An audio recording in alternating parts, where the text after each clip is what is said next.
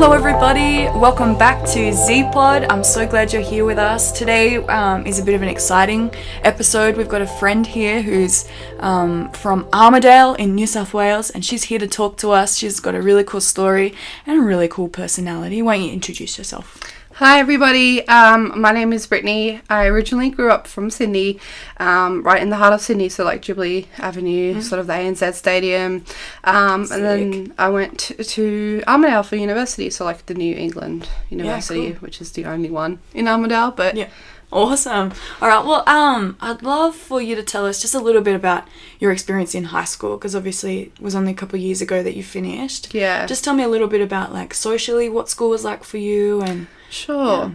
Yeah. So I actually been to, I think it was like 2 high schools that I went to. So one was a private high school and one was a public. So I guess I got a bit of experience of both. Cool, yeah. But unfortunately I did get bullied, and I was shoved to the side to a disability class only because of the fact that I was shy. I wasn't really out there kind of thing, and I just was a big question mark on top of my head. Fair enough. So when you say you were bullied, like verbally or just verbally, but you know, as with my mental health, it sort of wasn't the best because I was vulnerable at that stage, because again, you know, one day when someone bullies you, it sort of just adds on. So. Definitely. So you just touched on your mental health. Yes. Why don't you share a little bit of that journey? So when I left, when I got the opportunity to leave my parents' house, you know, the independence kind of thing, I thought what better way to start with my mental health, because I've always experienced prior to leaving the house anxiety attacks, panic attacks. Yeah. So I thought I should look into that kind of thing. And then that was when I got diagnosed with severe anxiety disorder. Wow. And then depression wasn't sort of there in the picture, but it did come down as every psychologist could tell you that anxiety and depression are linked. Kind of hand in hand, yeah. Pretty much. Wow. So when you say you had anxiety attacks, walk me through that. What's that kind of like for you when that starts? Like even just from when you first start to notice it, what does it feel like? Yeah. So when it first started, I sort of felt overwhelmed, because that's when sort of like as I describe it as a rise kind of thing, because when you're building yourself up to saying like, what if this happens, what if that happens, and you sort of freak out, and then that's when you just sort of feel alone, for me at least, because majority of the times, you know, as a normal teenager, I'm in my room all the time doing my own thing, and that didn't help in the play of the anxiety attack, because if it was my mum there or my dad, then there would have been some moral support, could talk you through it pretty much, but because, you know, again, me being the normal teenager in my room, gotta do your own thing. Yep. No, for sure. All right.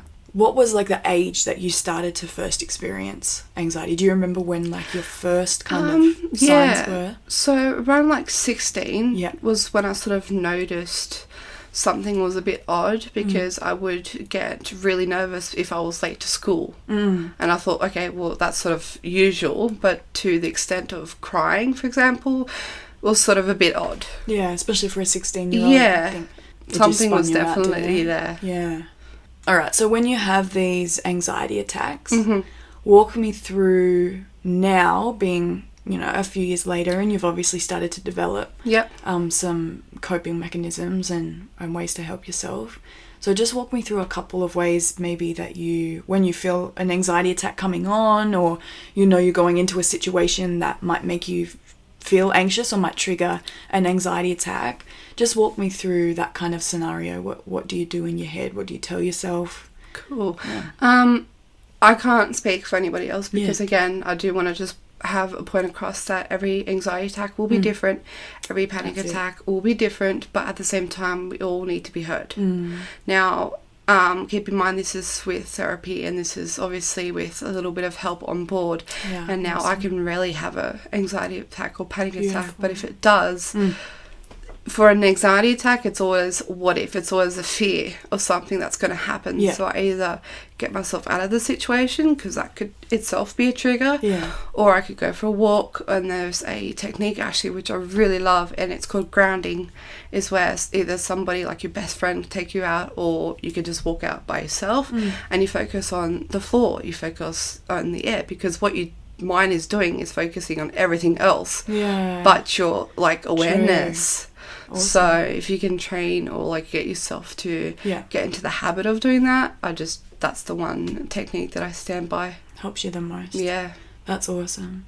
So I'm wondering if there's maybe a specific time in your life, maybe like a hard time that you went through with your family. First of all, do you want to talk about your family? Sure. I mean, I'm more than open to, share, because I want to get everybody else to listen and sort of that whether it's similar, whether it's nothing compared to what they're going through, even the smallest little bit that I can give is going to help a lot of people. That's awesome.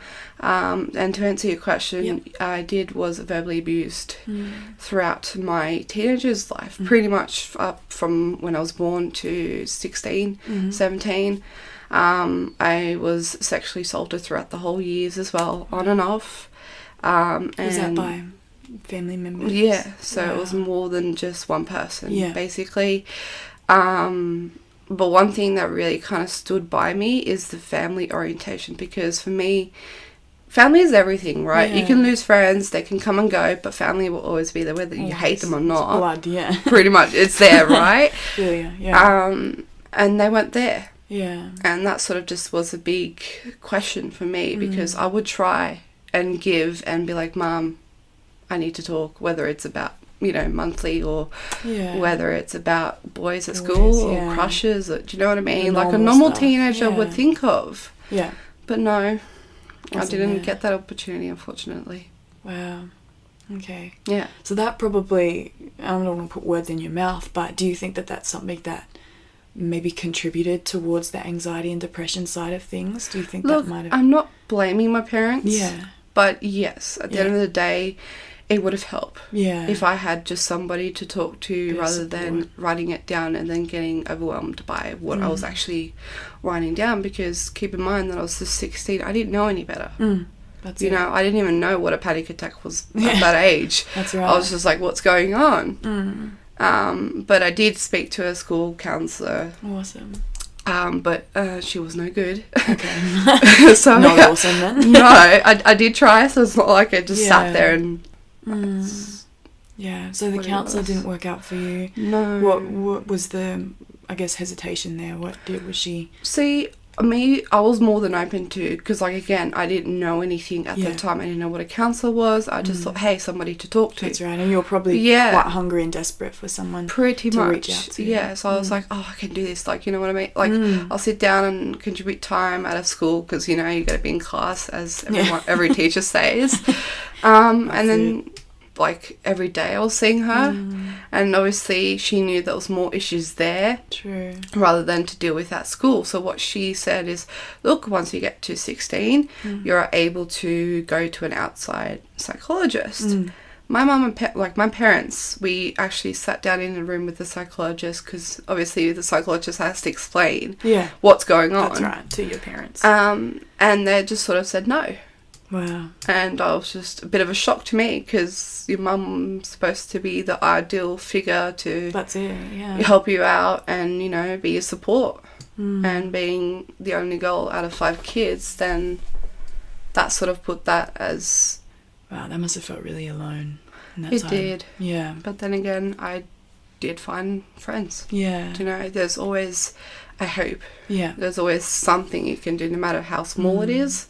And that's what I figured out at that age, and I'm thankful, because that's awesome. If I didn't, then I probably would have not continued with seeing doctors, because, as we all know, every psychologist may not be the right one for you. Yeah, and that's it. But you got to keep going. Yeah, you got to keep trying. Yeah, exactly. All right, and I guess just finishing up, I kind of, I'd love to know, because hopefully there's a lot of young people listening who maybe have gone through a similar journey to you, or maybe they're starting to recognize symptoms in themselves that they're struggling with anxiety, or they've had people tell them that they have anxiety. Yeah. So I guess I would just love to, because personally I've never experienced anxiety. I've obviously had feelings of anxiety growing up, and I think I'll give you the floor for a couple of seconds, and if you just want to share your heart a little bit with those teenagers and The one thing that I do want to say, and I know it's always cliche when someone says this, but you are really not alone. No matter if it's your friend, no matter if it's your dog, your